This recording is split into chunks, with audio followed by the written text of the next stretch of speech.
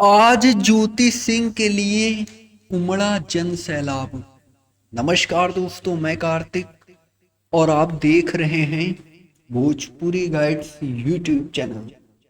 भोजपुरी का एक ऐसा यूट्यूब चैनल जहां पर आपको भोजपुरी इंडस्ट्री से रिलेटेड हर एक खबर आपको दी जाती है।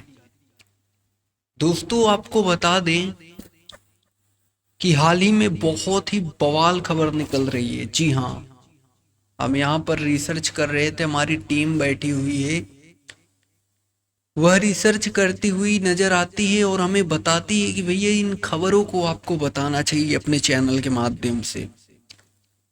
तो देखिए दोस्तों, आज बिहार विधानसभा के दूसरा चरण का वोटिंग होने वाला है और आज बिहार में 123 सीट पे शायद वोटिंग होने वाला है।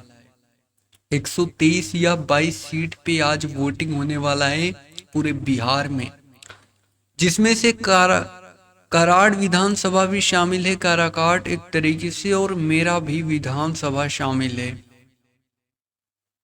आज कहां कहां पर वोटिंग हो रहा है यह भी आप लोग जरूर बताइएगा, आपको अगर मालूम होगा।